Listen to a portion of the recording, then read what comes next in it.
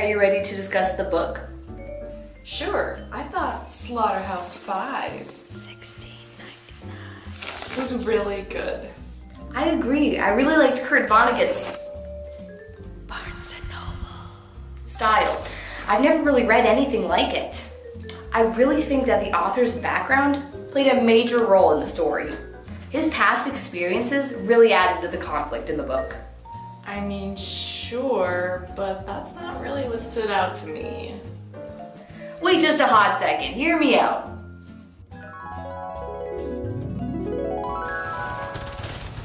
Although Vonnegut described the bombing of Dresden through another character traveling through time, he was a prisoner of war when the bombing happened. If you look at the story's events through a biographical criticism lens, time travel is actually a symbol for Vonnegut's inability to move on from the horrors of war.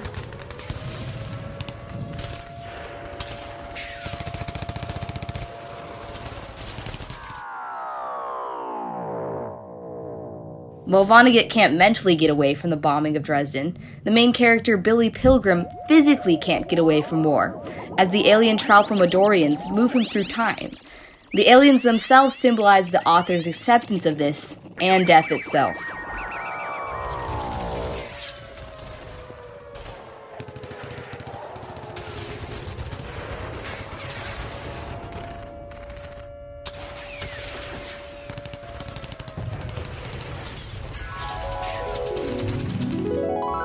I'm surprised you've come up with all that, especially because it's all Oh, if you're so smart, why don't you tell me what you thought of the book? If you analyze the book with a feminist lens, you start seeing some interesting patterns.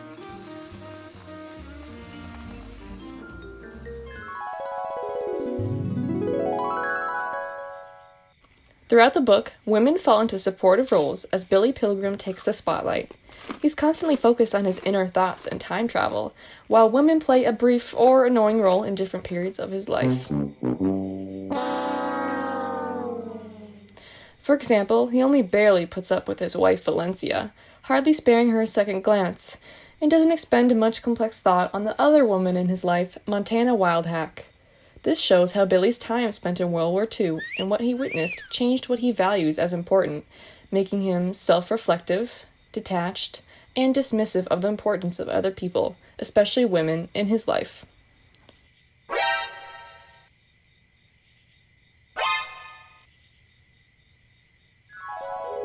Wow, you really thought all of that through, didn't you? Wait, where did...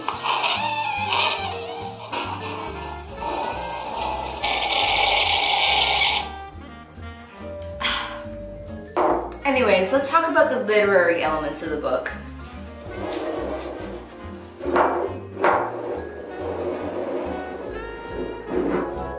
I found it really interesting how Vonnegut chose to repeat the phrase, "so it goes," hundreds of times throughout the book. Since this phrase shows up after any mention of death, whether it's a minor or major scale, I think it brings home the point that death is inevitable, and that death is not something to dwell on. Like, life goes on, you know? Someone dies, and so it goes.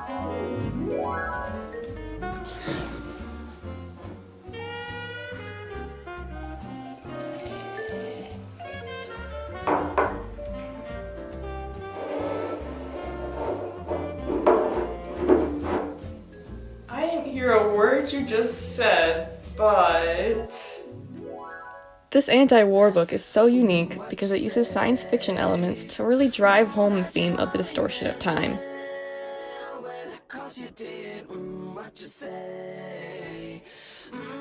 And how tragedy is so insignificant yet so predictable.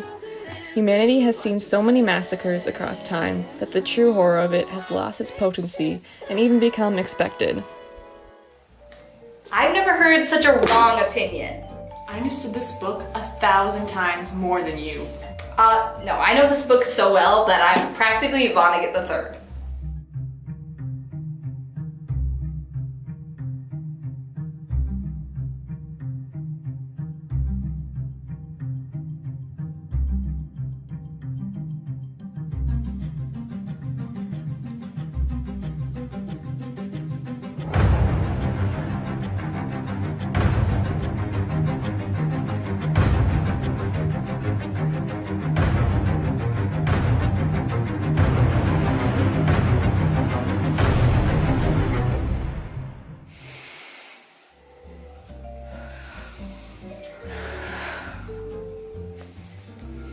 See you for the hour. See ya!